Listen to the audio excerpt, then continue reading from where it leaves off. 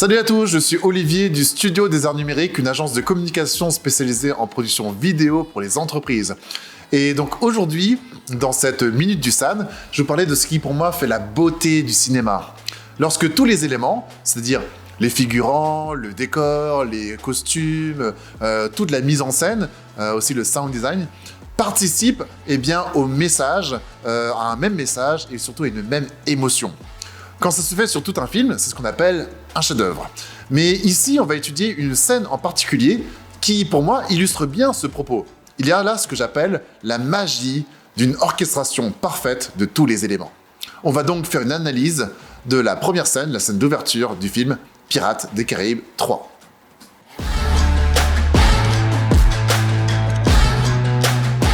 Pirates des Caraïbes 3 est un film de Gore Verbinski sorti en 2007 au budget faramineux de 300 millions de dollars. Et voilà donc la scène d'ouverture.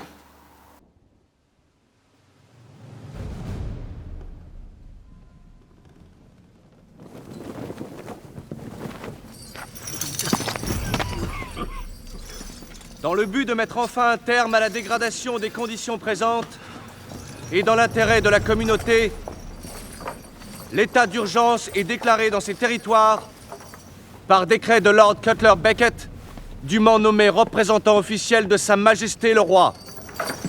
Par décret, en application de la loi martiale, les prérogatives suivantes sont temporairement amendées. Droit de se rassembler, suspendu. Droit d'habeas corpus, suspendu. Droit d'assurer sa défense, suspendu. Droit à un verdict par un jury populaire, suspendu. Par décret, toute personne jugée coupable de piraterie ou aidant une personne coupable de piraterie ou s'associant à une personne coupable de piraterie sera condamnée à être pendue par le cou jusqu'à ce que mort s'ensuive.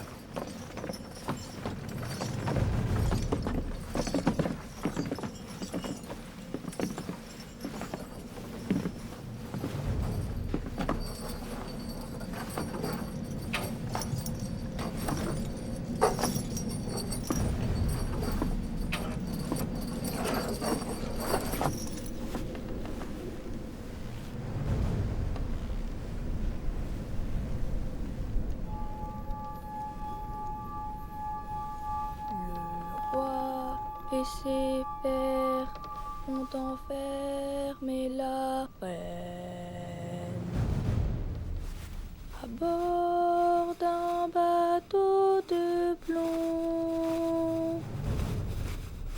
Nous naviguerons et par ses pouvoirs,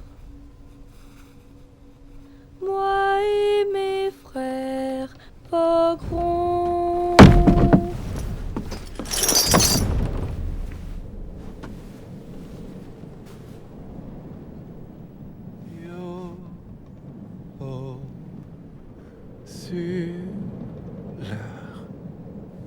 Ils sont nos couleurs.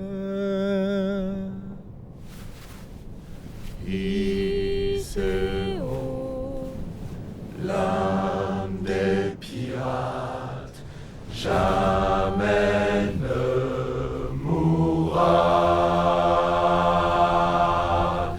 Yo, quand sonne l'heure, ils sont nos Monsieur! couleurs. Monsieur, ils ont commencé à chanter.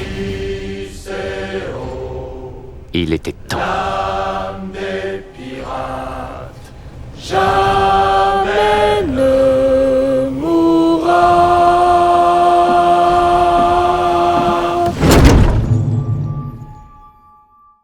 Regardez dans cette image le jeu sur la lumière. Le nœud coulant de la pendaison est la première image du film. Elle pose l'ambiance, lourde. En fond, on entend une cloche, comme un tocsin qui annonce la mort. Le drapeau de la Compagnie des Indes nous permet de montrer le pouvoir en place. Juste avant le discours du soldat, on entend quelqu'un tousser, signe de mauvaise santé et de pauvreté. Les soldats ne bougent pas, comme des statues, tandis que les condamnés sont dans le mouvement. on a l'ordre et la rigidité face à un ensemble mouvant et vivant.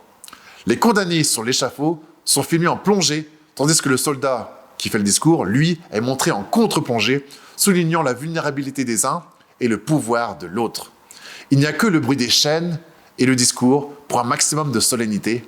Les mouvements de caméra sont lents et posés, lisses. Il n'y a que très peu de couleurs et l'environnement est très minéral. Aucun arbre, très peu de ciel, surtout des murs gris et des chaînes qui enferment les hommes. Un discours très intéressant d'ailleurs, qui va vous rappeler une certaine époque récente. Dans le but de mettre enfin un terme à la dégradation des conditions présentes et dans l'intérêt de la communauté, l'état d'urgence est déclaré dans ces territoires par décret de Lord Cutler Becket, dûment nommé représentant officiel de Sa Majesté le Roi. Par décret, en application de la loi martiale, les prérogatives suivantes sont temporairement amendées. Droit de se rassembler suspendu. Par décret, toute personne jugée coupable de piraterie ou aidant une personne coupable de piraterie ou s'associant à une personne coupable de piraterie sera condamnée à être pendue par le cou jusqu'à ce que mort s'ensuive. C'est-à-dire, finalement, à peu près tout le monde. C'est-à-dire la communauté que le pouvoir est censé protéger. Vous avez bien sûr remarqué le jeu de mots cynique avec suspendu. Pendant ce discours, l'image s'attarde sur des jeunes femmes soulignant la barbarie de la situation. Le bourreau sans visage est en contre-plongée. Il est l'ombre qui cache la lumière. Il est surtout la main du pouvoir qui donne la mort sans émotion.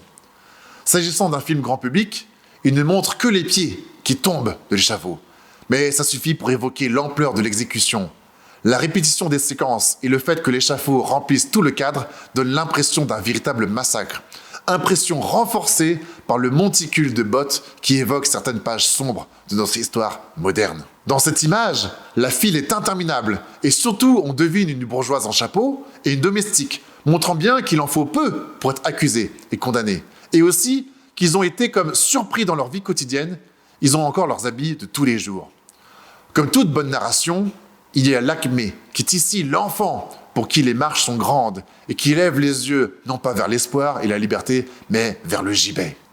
Petit moment de silence, petit son de rupture et la chanson commence. Le tambour régulier et sans émotion de l'armée devient une composante de la musique. Le passage du bourreau est en contraste avec l'enfant qui chante. Le grincement des planches souligne sa lourdeur. Il interrompt le chant pour, comble de la cruauté, installer un fût pour permettre la pendaison. Alors que le deuxième condamné commence à chanter, on n'entend plus que le vent, symbolisant un vent de liberté. Cette image montre qu'on soit homme, femme, enfant, noir ou blanc, le pouvoir s'abat sur vous sans distinction.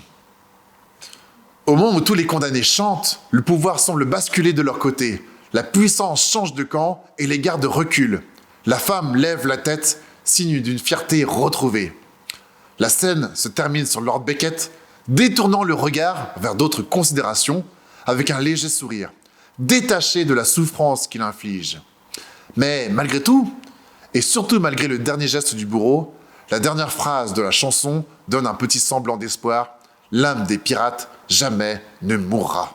Dans cet épisode, j'ai essayé de vous faire voir à quel point tout est réfléchi et calculé au bénéfice d'un message. Le réalisateur nous montre toute la barbarie d'un pouvoir qui craint la liberté et l'émancipation des individus. On le sait bien, c'est un sujet qui est encore malheureusement d'actualité. Et ce que j'adore, moi, dans le cinéma et dans certains grands films, et aussi les films populaires comme celui-ci, c'est lorsque tous les éléments, c'est-à-dire le décor, les costumes, etc., eh bien, tout va dans un même chemin pour un même objectif, un même message. Voilà un petit peu ce sur quoi je voulais vous faire réfléchir aujourd'hui.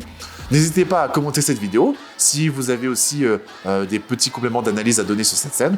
Et d'ici là, je vous souhaite une bonne continuation et un rendez-vous pour la prochaine Minute du San. Au revoir.